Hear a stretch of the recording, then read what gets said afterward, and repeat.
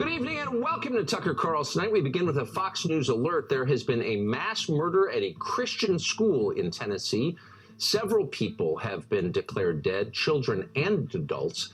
We're learning a lot more at this hour. All the conversation on television has been about the guns that were used, and there may be a reason for that. They don't want to talk about who did it and why. Law enforcement has confirmed at this hour that the shooter was a trans person, a biological woman, identifying as a man. What does that mean? Well, we're gathering new information about this mass killing. Our own Trace Gallagher will have a live update for us. I mean, it does actually feel as though this nation has regressed really severely. Recent polling is showing that. It's a very, very dangerous time in the world, and we need competent leaders that can unite a country. Well, apparently it's visibility month, or year, or decade. Feeling like I'm just trying to get through the day without knowing people's sexual orientation. How about you start keeping that to yourself? So anyway, when this community is not threatening people... Let me tell you something about LGBTQ rights, about trans rights. This is only going in one direction. You will respect us. Or actually shooting up schools full of Christians. Apparently Bud Light is sitting there going, you know what, this is going to really fit the key demographic of the people we're trying to get to drink this swill. Hi! Impressive carrying skills, right? I got some Bud Lights for us. Go team! Whatever team you love, I love too. It's almost like this brand's trying to commit suicide. You will respect us. My name is Nicole Solis, and I'm a mother from Rhode Island who was sued by the teachers union simply because I wanted to know what my kindergartner would be learning in school. And here's how this happened. I asked to see the curriculum, and my school told me I had to submit a public records request. The curriculum wasn't posted online, and it wasn't available in a school district. Then I asked them if they were teaching gender theory, and they told me that they don't call children boys and girls, and they embed the values of gender identity into every classroom, including kindergarten, and they didn't want to answer any of my questions further. They told me that they would communicate with me only through public records requests, and that is the only way I could get my questions answered. And when I did submit the public records request that they told me to submit, and I submitted hundreds because I had hundreds of questions, my school board then put my name on the agenda of a public school board meeting and held a public school board meeting to discuss suing me for submitting the request that they told me to submit. In a 5-hour-long school board meeting, they openly debated my moral character, my political motivations. They said that I was causing chaos, wreaking havoc, harming the district, harming children. One school board member even said she felt unsafe and started to cry because, as you see, I'm really scary standing here right now. And they really just tarred and feathered me for asking questions. And they had never met me before. And this was the first school board meeting that I had ever been to in my life. They wanted to send a message to other parents that if you ask questions, they will come after you. Well, at the end of this meeting, they decided that they wouldn't sue me for asking questions because they never intended on actually suing me. They just wanted to publicly humiliate me in a school board meeting that was a show trial. And when that happened, then the teachers union, the largest teachers union in the country, the NEA, did file a lawsuit against me to bully me and harass me with frivolous litigation and to send a message to other parents that if you ask questions about public education, they will come after you. I'm not 100% sure why I'm being asked to share this story, but I'm guessing it's because somebody needs to hear it. When I was 16, I went into what I thought was going to be a normal day at biology class. And when I walked in, all the desks were arranged in a circle in the middle of the room. And the instructor, who had always been a really amazing, loving, kind instructor, was super militant, super scary, and just looked at us and said, "Sit down, shut up. You are not allowed to move, to speak at all, and anyone who does will immediately fail my class." And we were all stunned. I get like, just thinking about it, because I was a straight A student and grades were really important to me, and I was just like terrified.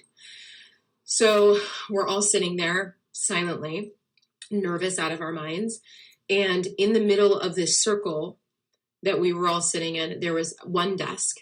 And on this desk was a bowl with a goldfish in it. And he looked at us and he took the goldfish and he put it on the desk and he walked out and he shut the door. And we all just looked at each other, just like, what do we do? You know, like, obviously it violated like everything inside of me to like watch this fish die. And also, I heard the instruction. If you speak, if you get up, if you move, you will automatically fail the class. And so we all sat there looking to each other to do something because we didn't want it to be us. And what was a very painful, it felt like an eternity. It was probably like 2.5 minutes later. Hannah B, got up and said, "Fuck this," and took the goldfish and put it back in the hole. And when she did that, he came out and he looked at all of us and he said, "Look what the world has done to you. You've betrayed yourself. For what?"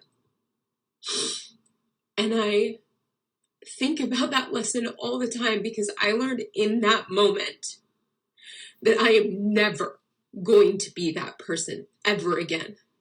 That when I see something that is wrong, even if it's just me, I'm going to stand up and I'm going to do what's right. And I've done that over and over again in my life in very scary situations. But I'm sad for people who haven't learned that lesson because there are so many things that are wrong that if you're too scared to make a difference, you won't make right. It looks like these homosexuals have set up a free library. Let's take a look. This little free library was built by hand by 2 extremely domestic lesbians. My friends ask me about my sexuality. I choke up and joke that the answer's not easy. Like I'm watching a Disney movie and the couple gets it on. But who should I look at? Is it Shang or Mulan? I like boys and girls, but I still don't know why I couldn't get either one. If I really tried switching my preference like an on and off switch. Hey everybody, I got AIDS. It's officially been 1 whole week of me living with HIV and my first day on medicine! I think I liked it better when people were ashamed of having AIDS. What a weird time to be alive. Excuse me, it's not AIDS, it's just HIV. Give it enough time. Give it enough time, it'll turn into AIDS. But this is what we have over here. This is what happens when Democrats focus their energy on destigmatizing AIDS. I might have AIDS! But I mean, hey, what could possibly go wrong with people not being ashamed about having AIDS? Oh, he can't wait to give to other people? Dinner. One of my big things on my bucket list was to have a blood pact with some of my friends. And I was like, oh, now that I have HIV, I'll never be able to do that. But I asked my doctor, and he was like, even though I really highly don't recommend it because of a number of other reasons, technically HIV is not the problem there. And I was like, yeah! Everyone has AIDS. My grandma and my dog are all blue. The Pope has got it, so do We are now calling the police. Stop. We have the police coming, so it is your choice to leave or deal with the police. Very abusive in there. We are going to... For love is love. Hey, That looks guys. like very hateful, very abusive. Because it's wicked. Children shouldn't be in there. That's for sure.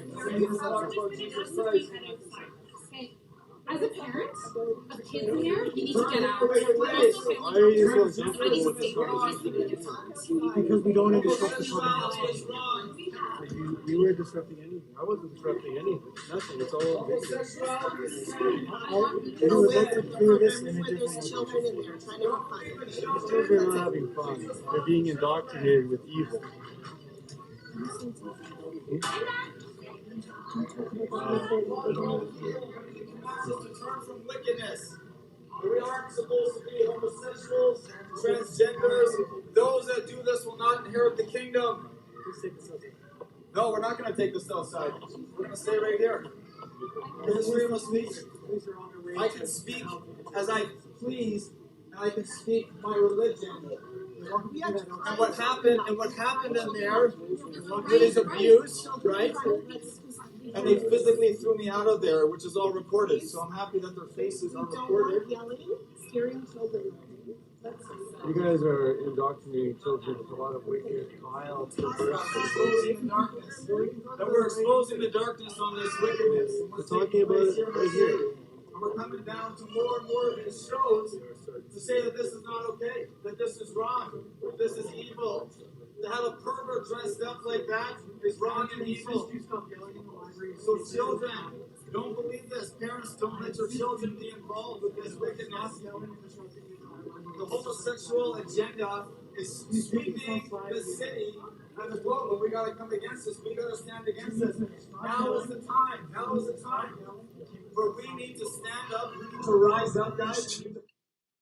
Well, this is one of the problems with this left-wing gender ideology, is that no one who espouses it can even tell you what these words mean. It's like, what is a woman?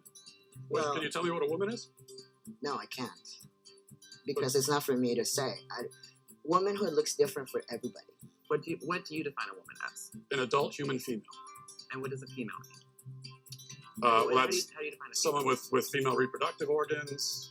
Okay. Someone who's, here's the thing, when you're female, it goes right down to your bones, your DNA. So that's why if someone dies, we could dig up their bones 100 years from now. We have no idea what they believed in their head, but we can tell what sex they were because it's ingrained in every fiber of their being. What you want to do is appropriate women. You want to appropriate womanhood and turn it into basically a costume that can be worn. That clip is marked officially. You mean to tell me that they had Leah Thomas, a man with male parts, going into a female locker room and changing in front of you guys while y'all were undressing biological females, and that's allowed to happen? Exactly. Of course, we knew going into the meet we would be competing against each other. I was in the locker room, obviously putting my suit on, and all of a sudden it got dead silent. I turn around. I mean, this person's towering over every other person in the locker room, drops the clothes, full male, like a fully intact male with male genitalia, and almost subconsciously you just cover. Like, it's just a subconscious inherent feeling when you see a male with male parts watching you undress. It was like, I thought I was missing something. I thought, am I like not grasping something? Why is no one talking about this? Why is a coach not sticking up for us? Why is someone within the NCAA, why were we not warned? We did not give our consent for this.